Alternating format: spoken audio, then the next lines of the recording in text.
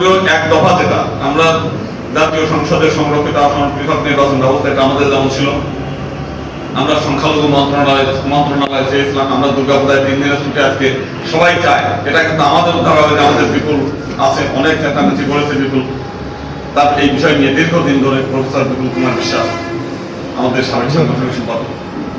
তারপরে আমরা চেয়েছি দেবত্ব সম্পত্তি সংরক্ষণ, যেটা আমাদের প্রচুর মন্দির, এর পাশেই একটা মন্দির দেখবেন, এটা হচ্ছে ইসকনের দান করা ছিল হদ্দের গ্লাস ফ্যাক্টরি রাজধানী মার্কেট, ওই মার্কেট অন্তত কমপক্ষে 6,000 কোটি টাকা দামের একটা মন্দির, ওইটি কিন্তু আমাদের হাতে এখন আসে নাই।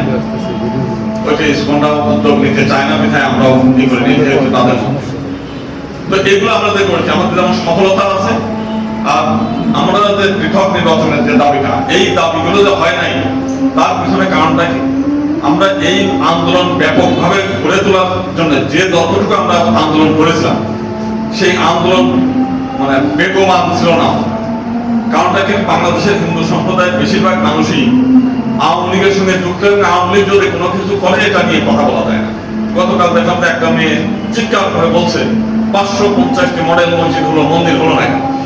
এরা কিন্তু গত 15 বছরে কিন্তু এই কথাটা বলতে পারছে, যারা করেছে তাদের কাছে না বলে এখন ইউনুস সাহেবের কাছে বলে দিলাম, কিন্তু তারা এখন বলতে চায়। এখন আমরা দেখলাম যে খুলনায় প্রায় 1 লক্ষের বেশি লোক হচ্ছে রাস্তায় নামছে।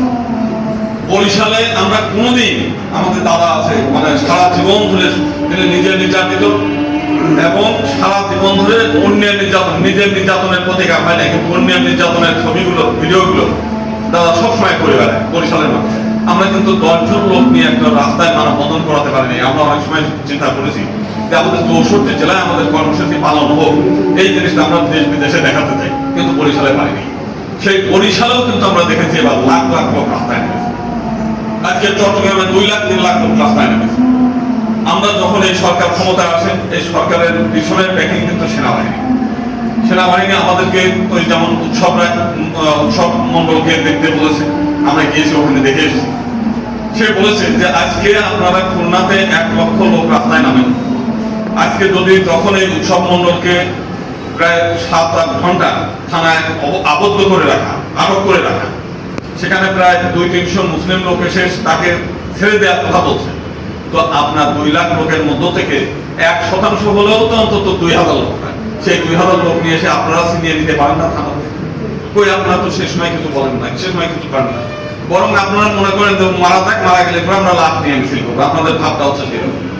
আজকে চট্টগ্রামে আমরা দেখছি 2 লাখ লোক রাস্তায় না, অথচ গণেশ মন্দির মানে প্রথম একদিন সেই গণেশ মূর্তি আনার সময় তাদের হামলা করতেছেন, আবার যখন পূজা করছে তখন নাকি 10-12 জন এসে সেই মূর্তি ভাঙচুর করছে, অথচ তার 2 দিন আগেও 2 লাখ 2.5 লাখ লোক রাস্তায় মিছিল করছে।